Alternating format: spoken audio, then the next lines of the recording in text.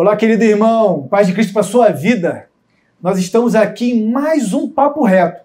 Papo de homens que toda família pode e deve ouvir. Aproveita agora esse momento para você pegar a setinha que está aí embaixo e convidar todo mundo que você conhece. Bota no grupo do seu trabalho, da sua empresa, no seu grupo de célula, de amigos, seu grupo do futebol, da luta. Compartilha que eu tenho certeza que você vai ser um mensageiro de Deus para quem você menos espera. Esse programa aqui passa pela nossa Igreja Batista Atitude, nosso canal do YouTube, toda terça-feira, 10 horas da noite, e na nossa TV, Bem Mais TV. Como toda semana nós estamos gravando aqui, é a pedido dos homens, que bota no grupo, que manda mensagem direta aqui no nosso canal e sempre pergunta sobre algum tema. E hoje o tema que a gente vai falar é como a gente pode destravar, soltar, avançar como homem, como servo de Deus, sem perder os seus princípios, seus valores, a sua essência. Eu quero começar aqui de forma diferente, que geralmente eu leio no final, em 1 Reis 3. Eu vou ler o verso 9. Dá, pois, ao seu servo um coração compreensível para julgar a teu povo, para que prudentemente discerna entre o bem e o mal, pois quem poderia julgar este grande povo? Irmão, um dos maiores problemas que nós cometemos é julgar principalmente a nós mesmos. Aqui eu trouxe dois feras que tratam de comportamento, tratam de vida, de relacionamento, tem suas experiências também de cura, de avanço, que pode e vai com certeza somar na nossa vida. Eu já estou aqui na expectativa. Mais uma vez eu te falo, compartilha, convida aí. Estou aqui com meu irmãozão Márcio Fiorini, já debati com ele um monte de vezes. Inúmeras vezes. Irmãozão. É uma alegria, irmão. Espero estar sempre aqui. Estou aqui com o Yuri. Eu vou pedir para começar o Márcio se apresentando, falando o que ele faz hoje, não só como ministério, mas como vida, como profissão. E depois eu vou perguntar aqui para o Yuri para que ele dê a sua apresentação. Seja bem-vindo, meu irmão. Uma alegria estar aqui. Eu que já venho trabalhando com pessoas, desenvolvendo vidas há muitos anos. Hoje sou, além de um desenvolvedor de vidas, um grande amigo do meu parceiraço, Rafael, que tem aqui como objetivo ajudar você, homem, a entender qual é o seu papel na sociedade, na sua família, na sua igreja, na sua vida. Então, hoje, como desenvolvedor de vidas, um especialista em inteligência emocional e comportamento humano, quero ajudar vocês, junto com todos esses grandes homens aqui, a elucidar esse tema e trazer para você um pouco mais de clareza sobre qual é o seu papel como homem na sociedade. Maravilha, hein? Estou na expectativa. A gente tem muito que aprender e se renovar sempre, irmão. Você pode pensar que está cheio, mas sempre vai ter um insight que você vai falar assim, eu posso melhorar. Nada está tão bom que não possa ser melhorado. Tá bom? Yuri, faça sua apresentação. Muito obrigado por ter vindo, por ter aceito o convite. Privilégio estar aqui pela primeira vez com você. Foi uma indicação forte, né? Estou aqui falando já o que era esse em off aqui, mas eu espero que vocês também estejam aqui muitas vezes conosco. Fala um pouco do seu trabalho. Primeiro, obrigado pelo convite, né? É um grande prazer estar aqui com vocês. Esse é meu propósito de vida, essa é a missão de vida. Bom, meu nome é Yuri Barbosa, sou treinador ativacional, né? Eu ativo você para viver uma vida com sentido, uma vida de acordo com o propósito de Deus, né? Que diz que você veio para ter vida e vida abundante. Então, meu propósito é ativar você para ter uma vida plena e abundante. Especialista em inteligência emocional e comportamento humano, né? Então, hoje eu vivo, Rafael, para que vidas sejam melhores, para que pessoas sejam transformadas, para que maridos sejam melhores, esposas, filhos melhores, pessoas se conectem com Deus, pessoas cuidem da sua saúde, dentre outras coisas mais. E hoje, nosso propósito aí vai ser ativar essa galera que está em casa. Tenho certeza que essa galera vai ser muito ativada hoje. Para a glória de Deus. Irmãos, a gente às vezes acompanha o nascimento de uma nova vida, a morte da antiga criatura da nossa igreja. Você vê que a pessoa vai pela fé, uma nova criatura, é batizada pelas águas, aquela questão espiritual profundamente envolvida, muito real, e é verdadeiro. E você vê um novo nascimento de fato. E aí a pessoa, passado algum tempo, começa a repetir, reproduzir das mazelas, a gente tem que entender o que acontece, que a pessoa parece que está amarrado, está travado. Ou seja, a gente vai transitar muito sem negar os nossos princípios, nossos valores. Eu fico muito feliz quando você comenta isso aí. Vida e vida e abundância, meu irmão, eu acredito. E não negocio menos do que isso, porque a proposta de Deus para nossas vidas é plenitude, vida e vida e abundância. Meu irmãozão, vamos começar. Vambora. Agora é pedreira. Vambora. Na verdade, Rafa, a vida em abundância, ela tem sentidos para um e sentido para outro. Então, por exemplo, O Rafa, para ele, a vida abundante é ter um carro importado custando R$500 mil, morar em frente à praia, viajar pelo mundo. E para outros, vida e abundância tem outro significado. Então, o papel da sociedade é compreender os espaços e os limites e a cultura, a mentalidade de cada um, os desejos que eles têm sobre o que eles esperam da vida. Então, vida em abundante é muito subjetivo. Agora, o que é uma vida plena? A vida plena é diferente. Eu só acredito numa plenitude onde você inclua todas as áreas da sua vida andando, caminhando e sendo bem elaborada para ser feliz. Então, uma pessoa plena é uma pessoa feliz. Mas, peraí, na minha área financeira da minha vida, eu não tenho R$1 milhão, mas você tem o que você espera? Então, você está bem naquela área. Então, a vida abundante, ela é subjetiva. O que não são subjetivos são os comportamentos, porque eles são tangíveis. Porque você pensa uma coisa, mas você age de outra forma. Então, por exemplo, um homem com comportamento, e a gente aqui não vai falar só para homens, não. Vamos falar para a família. Esse é um programa papo reto de família. Quando a gente fala para homem, é porque a gente quer despertar você, homem. A gente quer despertar você, mulher, que está ao lado desse homem. Ativar em vocês aquilo que vocês foram chamados para ser. Então, o que seria o comportamento ideal? É aquele que respeita o outro e respeita a si mesmo. Eu tenho o meu limite, e o meu limite está dentro de viver aquilo que eu acredito ser o melhor para mim.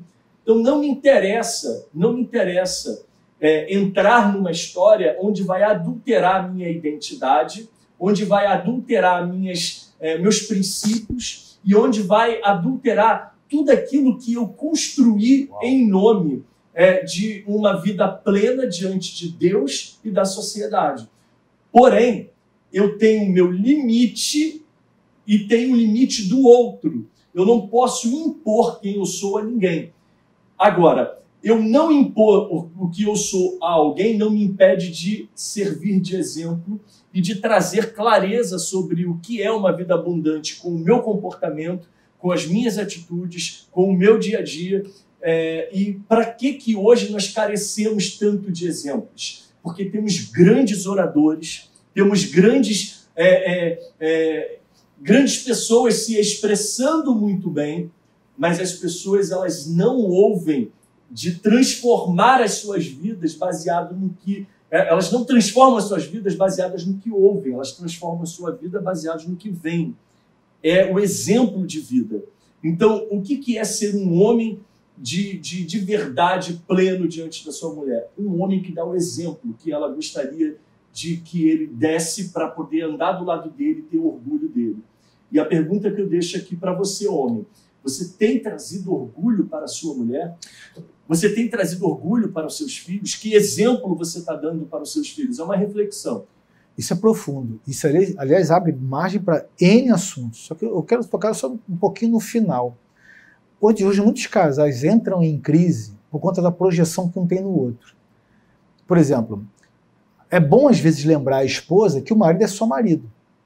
Ela fala assim, só diminutivo? Não, é só na sua totalidade, na sua plenitude. O marido não vai ser seu pai, não vai ser sua mãe, não vai ser seu filho, não vai ser seu cachorrinho. Por que eu estou te falando isso? Porque se gera uma expectativa da projeção que teve ausente no passado, no futuro.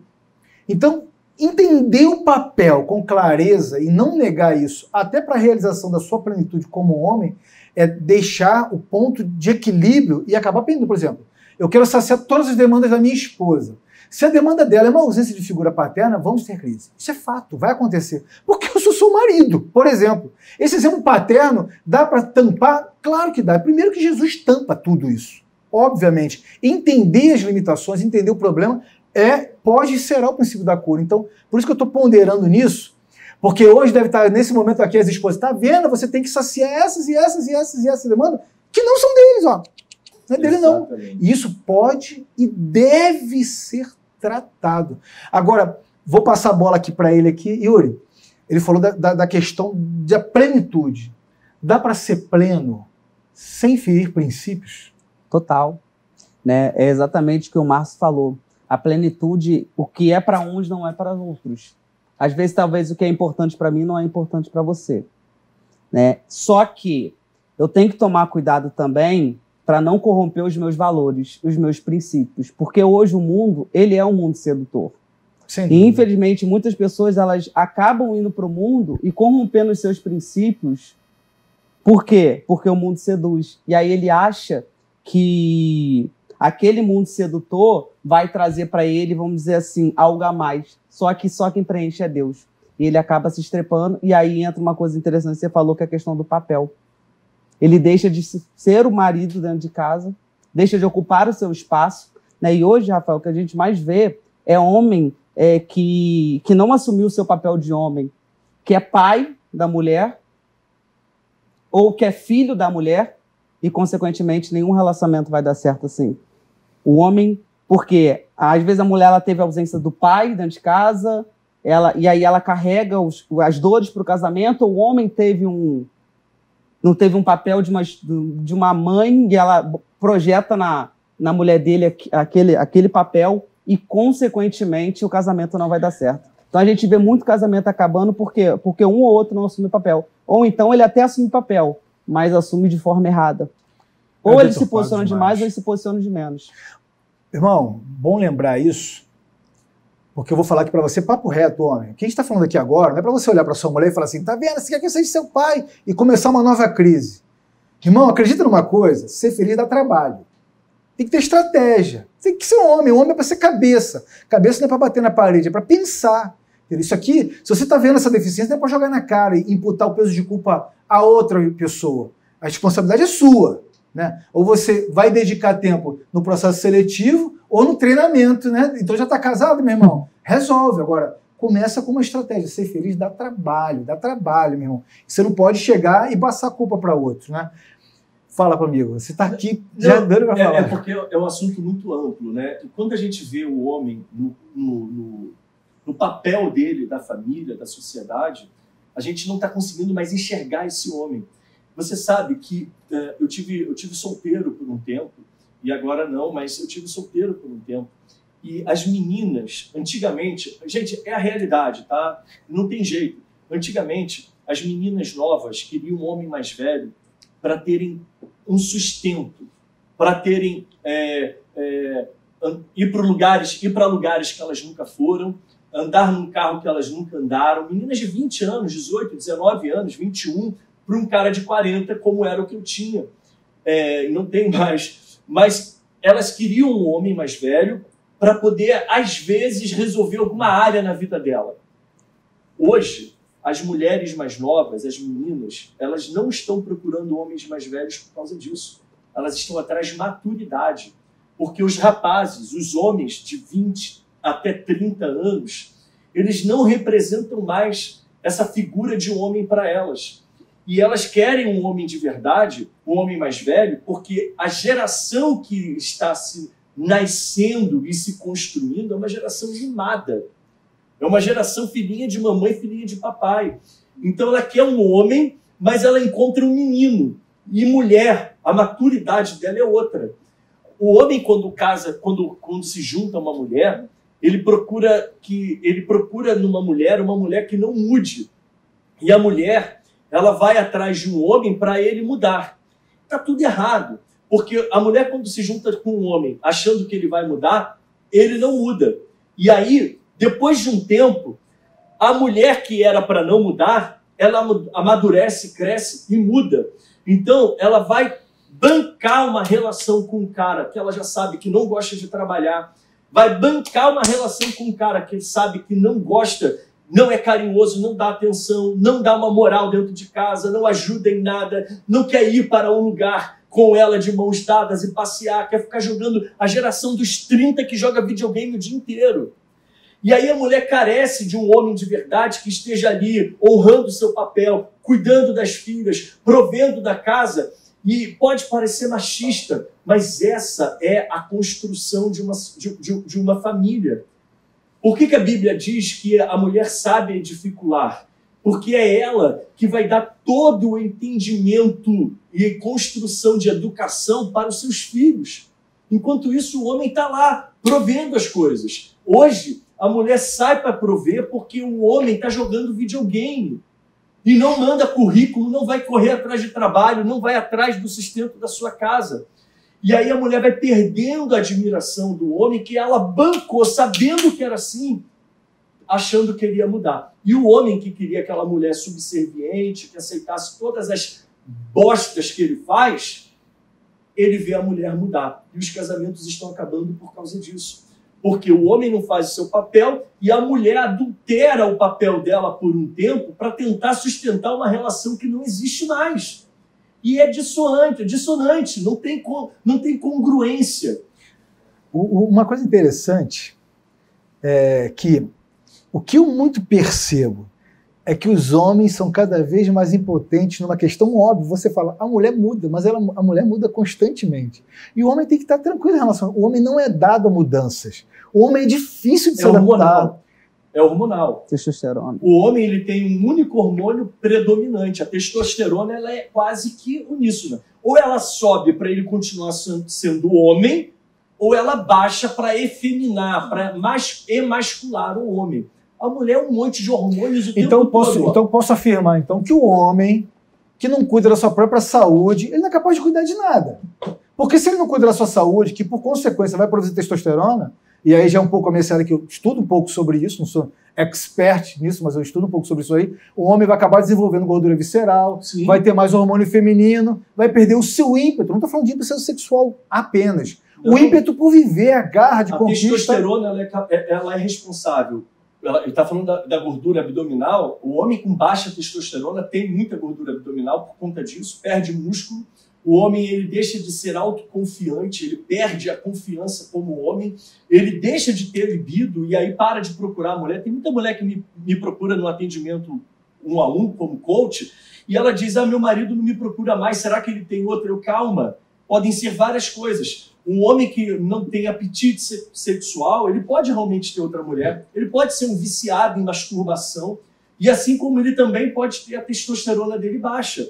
E por vários motivos ele pode estar com a testosterona baixa. Por alimentação, por uma questão fisiológica, ou até mesmo porque consumiu esteroides durante um período em que treinou. Então, isso tudo pode ser ajustado. O homem melhora a autoestima e melhora também a alegria.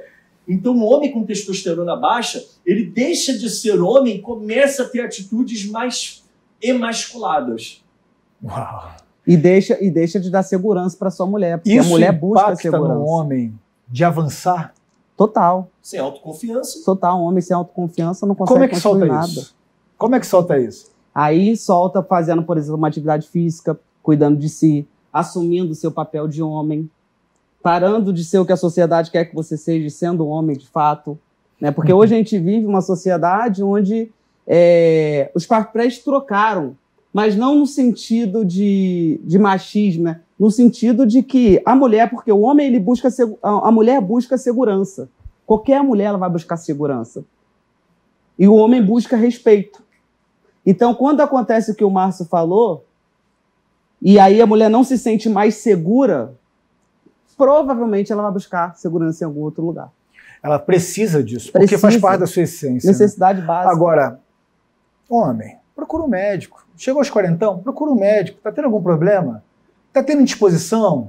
Está com um calozinho abdominal, assim, o botão está pedindo socorro? Procura um médico. Não é só por questões de estética, entendeu? Eu entendo, eu brinco muito com isso, né? Tipo assim, uma vez falaram para mim, assim, Rafael, para de treinar, você está muito feio. Eu falei, cara, eu não estou indo para o salão de beleza para ficar bonito, eu sou o que sou.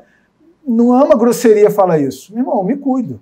Você pega um exame de sangue agora, você pode ter certeza, cara, 2 meses eu faço. Mas por quê? É uma neurose? Não, eu passei dos 40. 40 anos tem que me cuidar. Se eu não consigo cuidar da minha própria saúde, eu não consigo cuidar de ninguém, meu irmão. Da minha esposa, da minha filha, do meu ministério, de nada, absolutamente nada. Claro. Então, começar, para o homem poder avançar, ele tem que cuidar de si.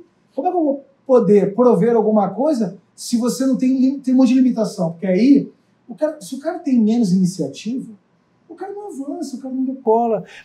Mas essa é uma posição, tá, gente? Eu estou falando da minha pessoal como exemplo, claro. Não, estou falando da testosterona. Sim. Porque isso não pode servir de desculpa, porque você vai lá, suplementa... E pronto, está resolvido. Resolveu a situação. Essa questão. Né? Mas a grande maioria das vezes é relacionada à criação, Isso, às crenças que esse homem carregou. Como ele foi tratado, como ele foi criado. Você quer ver um problema? Por muito tempo, eu chegava num treinamento e ia trabalhar as emoções e saber sobre como foi minha infância. E quando todo mundo que estava em volta ia trabalhar a infância, chorava porque sofria abuso, porque foi maltratado, porque sofreu um divórcio na família, outro porque foi espancado pelo pai de quebrar vassoura nele, pela mãe. E aí eu ficava assim, pô, mas eu não tive nada disso. Minha infância foi incrível, meu pai é um homem incrível, fiel, honesto, com a minha mãe o tempo todo. E eu sempre assim, até que um dia eu descobri uma coisa, superproteção. É o único mal que uma mãe e um pai faz ao filho sem saber que está tendo dolo em fazer, sem saber que está realmente fazendo mal. Então o filho super protegido, ele vive no seu futuro a construção dessa crença, vive no seu futuro a superproteção que coloca ele numa zona de conforto e de medo. Ele não consegue romper com essa superproteção. Então, esses limites da superproteção na infância fazem homens fracos, fazem homens sem atitude, sem disposição. Eles não conseguem romper com a vida. E aí, quando eu vejo isso, eu entendo o porquê de alguns relacionamentos. Agora, tudo isso é reconstruível. Uma coisa que você falou e que me marcou aqui é o seguinte. Márcio, por que um crente precisa de psicólogo? Por que um crente precisa de um coach, de um mentor, de um especialista em inteligência emocional? Porque isso, para mim, está líquido e claro. Jesus nos traz a salvação. Ele transforma todo o nosso ser. E eu, como pastor, entendo isso. Para adentrar aos céus, nós temos o Espírito transformado. Mas existe uma coisa que foi dentro da igreja evangélica negligenciado por toda a história. E foi demonizado. Sabe o que foi? Alma. Emoções. A alma. A alma humana foi demonizada. E colocaram o seguinte, quem vive pela alma, quem vive pelas emoções, ou seja, Deus nos dá emoções para nós renegarmos as emoções. Está entendendo? Não faz sentido. Então, quando você vê uma pessoa dentro da igreja, aceita Jesus, tendo comportamentos iguais a uma pessoa que está lá cheia de traumas, cheia de feridas e não consegue ressignificar, é porque estão negligenciando a alma, estão falando para ele, vai orar, vai jejuar, vai buscar em Deus, quando na verdade ele precisa ressignificar a sua história. Jesus pode fazer esse milagre? Lógico que pode. Jesus faz todos os milagres que nós precisamos viver. Porém, existem coisas que Deus quer que nós façamos, que a gente vá lá resolver o que está para resolver lá atrás, que a gente vá lá e reestruture a história da nossa vida. Então, as emoções foram negligenciadas pela teologia. E a gente aprendeu, por exemplo, que coração era o mesmo que sentimento, que coração era o mesmo que alma. Coração é coração. E quando Deus fala sobre o coração de Deus, não foi as emoções de Deus. Nós temos um coração e ele tem um porquê de existir. E eles são sede dessas emoções e não estão no cérebro. Isso é um grande negócio que a neurociência está trazendo hoje. E é por isso, amigo, que por muito conhecimento teológico e falta de conhecimento neurocientífico, a igreja não conseguia entender. Agora, a neurociência ela não serve para desfazer nada da Bíblia, ela só serve para nos validar ainda mais o que a palavra ensina. A Bíblia ela é perfeito. O problema é o nosso entendimento, a nossa liturgia e como nós tratamos disso.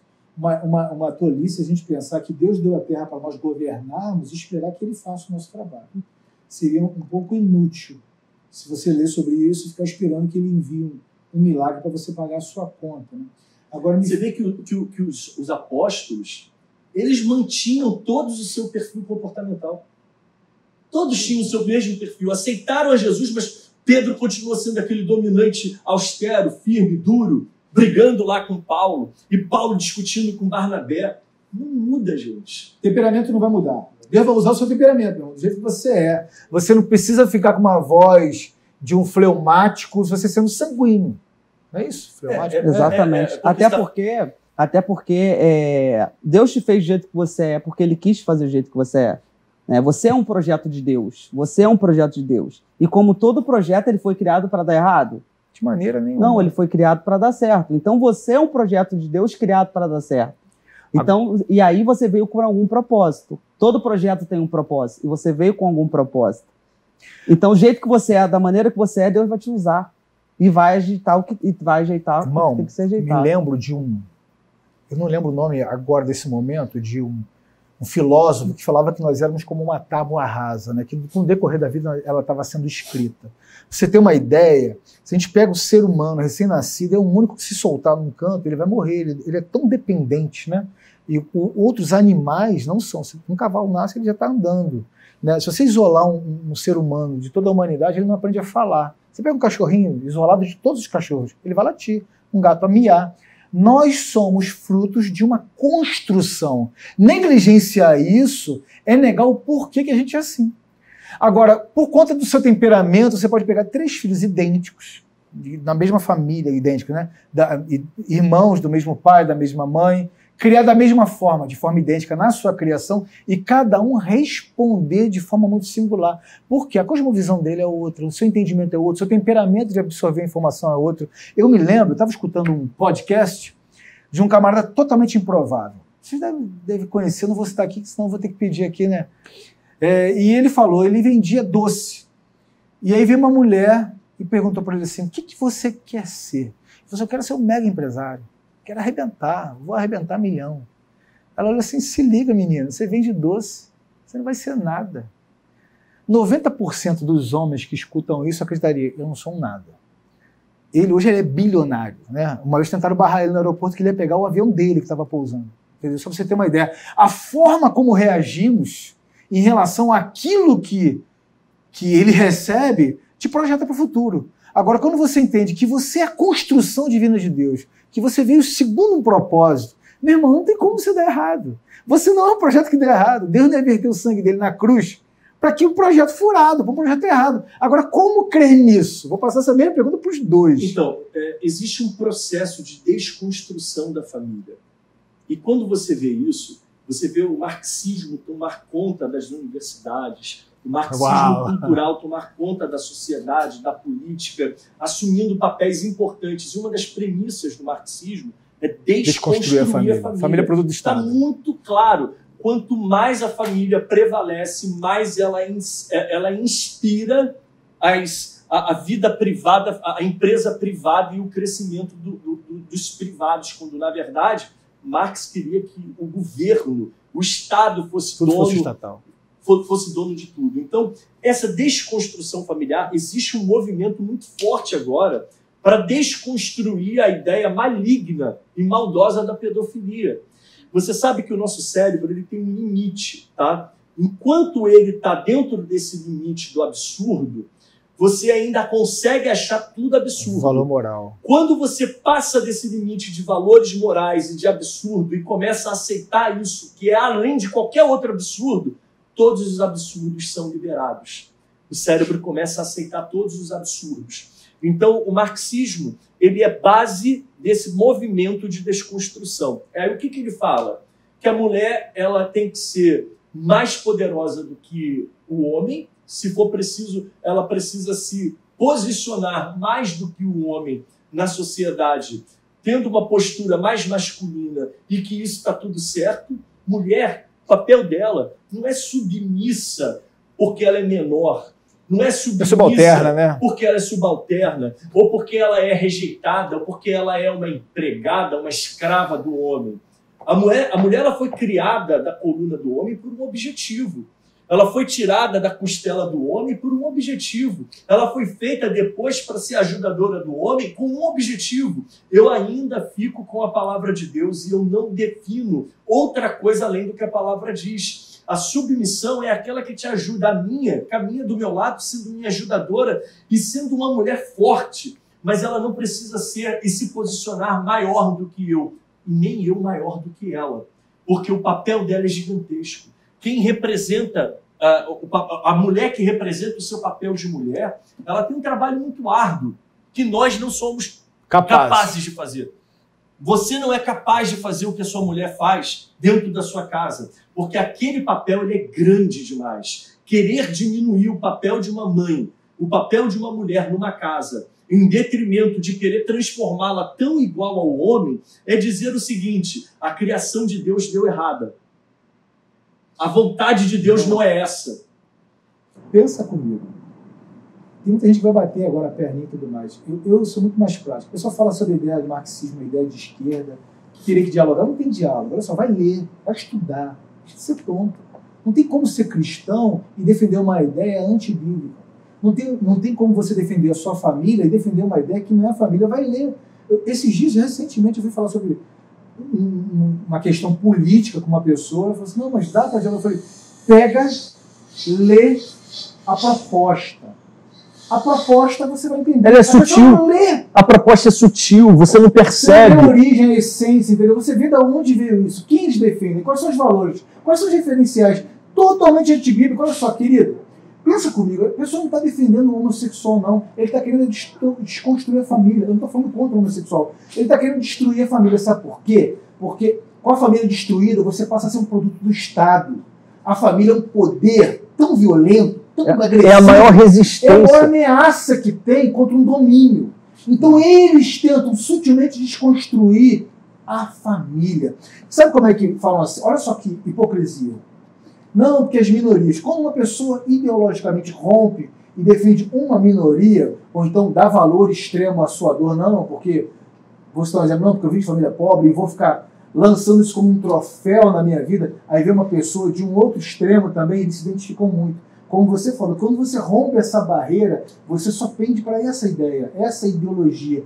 Vira quase uma psicopatologia, porque a pessoa não consegue entender que a minoria só é ajudada pela maioria. A maioria são realmente que precisa, beleza. Mas eles são os ajudadores dele. Entendeu? Então, não tem como desconstruir isso. Talvez num outro programa a gente fale isso com maior clareza, com maior afinidade. Você ainda pega muitas pessoas para romper isso, que vem com essa cultura, que trava, que muita gente até fala em nome de Deus, Bíblia e tudo mais, mas você vê que a prática veio. Quer ver uma coisa? Uma vez a gente fez um debate, e eu em off, eu brinquei, por Deus, mas eu brinquei. Eu falei assim, rapaz, tem crente que ainda acha que praia não é de Deus. Aí o pastor estava falando assim, eu sou um desses, E era ao vivo, né? Não tinha como sair de perto, né? Assim, eu falei, ai meu Deus. Mas você acredita que hoje eu entendo. Eu entendo que é de Deus ir para a praia, mas eu não consigo. Porque eu fui criado assim. Eu não tiro minha calça de maneira nenhuma. Se quiser, eu ando até perto da praia, de calça. Agora, entrar no mar, olha como é que a cultura ficou tão enraizada que mesmo a pessoa entendendo não consegue se libertar. Eu fui desses. Eu tenho fotos minhas no meu início da minha caminhada indo de calça para a praia, entrando na água de calça. Crentão que só andava assim. E achava que eu era o certo. É por isso que a gente tem tudo muito subjetivo. O mais absoluto, como certeza que nós podemos ter, é a existência de Deus. E você precisa encontrar a sua identidade em Deus, porque você só vai achar o seu propósito quando você encontrar a sua identidade. E a pergunta mais difícil que você vai fazer aqui nesse programa um dia, e pode ser agora, é: quem é você? As pessoas não sabem responder isso. Se você parar agora para me responder, aonde você estiver, quem é você? O que você responderia? As pessoas não sabem, perderam a identidade. E é sobre isso que esse programa Papo Reto está querendo trazer para você, trazer a identidade que está perdida. E aí, quando você não sabe quem você é ou para onde você vai, qualquer lugar serve. Aí faz muita conexão com o que o Márcio falou e com o que você falou, Rafael, que é aquele versículo que diz, né, conheceis a verdade. Então, por que tem muita gente que é escravo do marxismo, né, dessa religiosidade? Porque não tem conhecimento. E só tem uma coisa, existem dois tipos de pessoas, quem governa e quem é governado. Quem governa é quem tem conhecimento, quem é governado é quem não tem conhecimento. Né? Se você parar para ler Provérbios, que é o livro da sabedoria, o que o provérbio mais fala lá é sobre governo, sobre conhecimento e sabedoria. E sobre preguiça também. Muitas pessoas vêm até você com essa crença e falam assim, mas eu acredito que isso é fato, mas eu não consigo fazer. Como é que a gente pode falar para o pessoal que está nos assistindo? Fala assim, entendi, ok, eu entendo que isso que vocês estão passando vai me libertar, mas eu não consigo dar esse passo. Quais são as recomendações que você pode dar? Busca conhecimento. Vou te contar um exemplo de... Certa vez uma cliente me procurou e ela estava numa meta de uma empresa e ela torrava dinheiro atrás de dinheiro. E ela não entendia o porquê. E ela perdia tudo que ela construía na vida. Tudo que ela levantava, na mesma forma que ela levantava, ela perdia. Até que fazendo uma sessão de coaching individual, ela me trouxe uma situação. Ela falou assim, eu fazendo uma ferramenta com ela, lembrou de um episódio. Um episódio na qual ela ia buscar, ia pegar um perfume, virou para a mãe dela e falou assim, mãe, é pequena, eu quero esse perfume. E a mãe dela, no momento de estresse, de raiva, virou para ela e falou assim, você não merece nem esse perfume, nem nada na vida. Ficou. Naquele momento, aquilo fica registrado no inconsciente dela, e a vida dela era assim, uma sequência de quê? De perder as coisas. Tudo que ela construía, ela perdia. Dinheiro ela perdia, ela perdeu o casamento, ela perdeu o carro, ela perdeu tudo. Porque ela achava que ela não era merecedora. Ela tinha a crença de merecimento, que é uma das crenças que o ser humano mais tem, que a igreja, não a igreja, mas alguns membros da igreja colocou na cabeça de muitas dessas pessoas. Né? A crença de merecimento de que você não merece nada na vida. Né? Antigamente, falar de prosperidade na igreja era um absurdo. Existia uma adoração à pobreza. Adoração à pobreza. Exato. Então, ela não entendia, até que eu trouxe a consciência dela. E aí ela pôde reprogramar através de ferramentas como repetição, forte impacto, imaginação, visualização. E hoje ela começou a construir uma vida próspera, começou a construir uma família. Mas o que libertou ela? Conhecimento. A única coisa que liberta o ser humano é o conhecimento. O Márcio perguntou, quem é você? Por que você não sabe responder? Porque não tem conhecimento. A identidade do homem está muito deturpada, né? Exatamente. Do ser humano, né? Se perguntar, então, para onde você quer ir, então já era. Posso te falar uma coisa, amigo? Né? Isso compactua com o momento em que a igreja menos lê a Bíblia na sua história. Eu comecei um plano de leitura bíblica no YouTube e as pessoas falando que incrível, eu nunca li a Bíblia inteira, na verdade eu nem leio a Bíblia. E quanto tempo você tem de evangelho? Tem muitos anos. Você abre a Bíblia e não lê por quê? Porque eu não entendo. Eu me lembro quando eu comecei a ler a Bíblia que eu aprendi o seguinte: quando você for ler a Bíblia, chama o Espírito Santo para ser o intérprete dela. Você é dessa geração, né? Que a gente tinha isso. E aí, até hoje, não tem uma parte da Bíblia que eu leia e não entenda. Porque eu busquei essa informação, eu busquei em Deus esse conhecimento. E as pessoas estão na igreja vivendo só de pregação. E nem só de pregação vive o homem, mas é de toda palavra, não de uma palavra. Guarde isso. As pessoas estão vivendo de momentos de euforia. É por isso que elas vão nos nossos treinamentos. Eu tenho treinamento de forte impacto emocional, o Yuri também tem. Quando acaba, elas saem, estou transformada. Realmente, elas começaram uma jornada de transformação ali. Mas não é sobre ali, é sobre a jornada da vida. É sobre a continuidade. É conhecer e prosseguir conhecendo, diz a Bíblia. Conhecemos e prossigamos em conhecer a Deus. Então, se você conhece Deus, o problema é que as pessoas não conhecem Deus. Eles conhecem o pastor, conhecem a igreja, conhecem o irmão. Mas quando vai falar de relacionamento com Deus, sentir a presença de Deus, sentir Deus falando, você muitas vezes vai ter momentos que você vai ter os insights, vai ter a voz de Deus falando contigo. Mas se você não conhece Deus, você não vai nem saber que é Deus que está falando com você. E você vai temer essa voz, você vai paralisar diante dessa voz. Então, o que a geração de hoje precisa? A verdade é essa, é conhecimento, conhecer a verdade, é conhecer sobre desenvolvimento humano. Mas não existe nenhum livro, não existe nada mais poderoso do que a palavra de Deus. Ela me forjou. E ela não forja derrotados, ela forja vencedores. Ela não forja filhos adotivos, ela forja filhos de verdade. Ela forja pessoas que estão preparadas para o que há de vir. E são novas crenças que são incluídas ali. Aí deixa eu deixar uma martelada na cabeça da galera, para a galera refletir. Né? Porque hoje a gente vive o seguinte: você ama Deus? A pessoa fala, amo.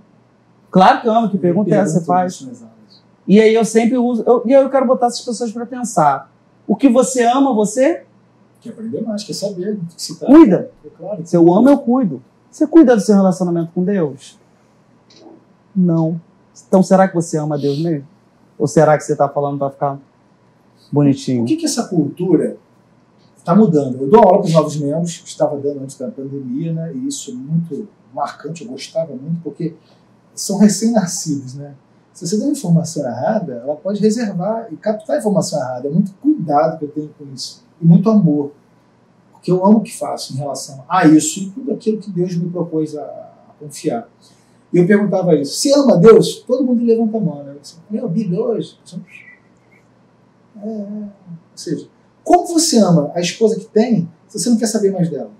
Como você ama seu filho, se você não tem zelo para saber dos detalhes do seu filho? O que está sentindo? O que está acontecendo? Tá meio... Você percebe, não, olha assim, não tem alguma coisa diferente. Como você ama a Deus, que é Jesus, e fala mal da sua noiva, que é a igreja? Isso tudo tem que andar junto. Isso tudo tem que assim, quer dizer que não pode falar mal da igreja, que tem defeito? Ô, queridão, eu tenho defeito, tem um monte, não tem o menor problema com isso. Quero ser cada vez melhor, mas tem defeito. E vai continuar tendo. Só que Jesus vai voltar para buscar sua noiva. Esse é o papo. Exatamente. O papo reto está na Bíblia. Entendeu? Agora, você não busca a Bíblia. Como é que você vai ser cristão se não buscar a Bíblia? Você acaba não tendo... É o dia a dia, é o caminhar com Deus. É chegar no culto de manhã, ouvir a palavra e receber o ensinamento, ficar ruminando aquilo, mas no dia seguinte não tem pregador, não tem culto, não tem... Peraí, vou fazer meu culto eu mesmo. Eu sou esse templo que carrega o Espírito Santo, que caminha com ele. É o Deus de domingo, né? Deus que me livre. Deus de domingo, né? A pessoa ela não lê nem... Tá bom, não lê, mas pelo menos você conversa. Não. Me diz uma coisa, que eu sou muito daquele assim, pagar o preço. Tipo assim, tem gente que em off fala assim, cara, você bota a banca, paga. Coisa não é fácil não, entendeu? Foi no culto dos homens aqui que eu falei alguma coisa. Quem chega cedo no culto sempre escuta um bate-papo um pouco comigo. Nós aqui somos 3 homens experimentados. Você teve seu rompante. Você teve assim, cara, quando você perguntou quem você é, você já se fez essa pergunta alguma vez? Já. Eu queria, para encerrar, que a gente compartilhasse um pouco disso. Tipo assim, aquela zona de romper. Aquilo assim, cara, isso aqui mudou a minha visão de tudo. Geralmente é um trauma emocional ou um momento de tomada de decisão muito séria. A palavra de Deus ensina que... Quer ver uma tomada de decisão séria que a Bíblia nos ensina? Assim, ó, negue a si mesmo. Cara, negar a si mesmo. Não é pra qualquer um, não. Negar pra si mesmo, vou te falar, pra ser crente tem que ser brabo. Tem que ter disposição. Tem que estar ligado, meu irmão. Tem que amar muito Deus. Tem que querer agradar Ele. Porque se for para agradar suas vontades, você não vai negar a si mesmo. É uma dos grandes rompas. Nega a si mesmo, irmão. Pega a tua cruz, vira eu. Por exemplo, né? Pega a sua própria cruz e fala assim, Jesus quis dizer o que, cara? Quer seguir, vira eu. Paga o preço. Qual foi esse momento? Compartilha aqui, resumido que está acabando o time. Vai ficar com o gostinho de quero mais, a gente vai fazer outro programa. Foi a dor de perder mesmo. Eu vim tendo de Deus as oportunidades de assumir o controle das situações como homem na minha vida, e eu tive que perder tudo que eu tinha para um dia ouvir Deus falar comigo e começar do zero. Às vezes, começar, sabe da minha história, você sabe que eu perdi tudo, que eu zerei a minha história, e eu chorei por muito tempo. Eu por muito tempo murmurei a minha perda. Eu por muito tempo amaldiçoei a minha perda. Quando eu olhei para ela com gratidão, entendi que aquilo ali foi um presente, uma dádiva que Deus me deu. Talvez você nesse momento esteja aí, perdido. Talvez você tenha perdido a sua família, tenha perdido tudo que você construiu. E por causa dessa perda, você está aí se sentindo um derrotado. Eu te convido a levantar e a agradecer pela perda, porque ela está te despertando para ser o gigante que Deus quer que você seja. E aí, diante dessa perda, você tem 2 escolhas. Ou você se mata e morre logo, ou você renasce mais forte do que você era. E nós estamos aqui para te dizer isso. A gente não está aqui para bater em você. A gente está aqui para te despertar, para você acordar e ver, uau, eu sou essa história aí, eu perdi tudo, eu também já vivi isso. Eu era sem confiança, eu era um homem fraco, e agora vou estar mais forte. Talvez com a sua própria ex-mulher, ou numa outra história que você seja um homem que você não foi, mas que você tem que ser o homem que você nasceu para ser, você tem que ser. Bateu doído, hein? A minha foi a história do pão do cofre. Certa vez eu fazia um curso e eu não tinha dinheiro para comer no curso. Na época eu me meti numa prestação sem saber como ia pagar, mas eu falei, vou lá, vai acontecer, e fui fazer o curso. Quando chegou no curso eu olhava e falei, o que eu vou almoçar? E o cofre, antes do almoço tinha um cofrezinho, né? Cofre das 10h30. Cheguei lá, olhei aquele monte de pão, falei, eu sei que eu vou almoçar. E ali o pessoal comendo, eu fui pegando, botando guardanapo e guardei. Chegou a hora do almoço, a galera foi indo, Yuri, vamos comer. Eu falei, vai lá, já tô indo. E ali eu entrei para dentro do banheiro, quando todo mundo foi embora, eu entrei para dentro do banheiro, naquele box, no vaso, fechei a porta, sentei. E ali, pela primeira vez na minha vida, eu me senti extremamente humilhado. E ali eu fiz uma promessa para mim. Falei, eu nunca mais aceito comer pão de cofre, porque Deus não me criou para isso. Eu sou filho de Deus, eu sou imagem e semelhança do Pai, eu sou filho do dono do ouro e da prata. Então eu não aceito comer mais pão de cofre. Então eu não sei o que você está passando na sua vida, mas você só vai mudar a sua vida quando você não mais aceitar a situação, porque hoje você tem aquilo que você tolera. Irmãos, forte isso. Se eu falar um pouquinho da minha aqui, deve vir um programa, porque se assemelha algumas coisas. Eu vou falar uma coisa para você que eu falo para todos os irmãos que vou orar na frente do altar de Deus como decidem por Jesus. E essa foi uma oração que eu fiz um dia. Eu falei assim, ora a Deus e pede o seguinte, como o Senhor me vê? Eu sei como minha mãe me vê, meu pai me vê, se eu tive algum ou não, como meus amigos me veem. Alguns escutam falar, você não vale nada, você não presta, você é aquilo, você é aquilo. Agora pergunta assim, Deus, como você me vê?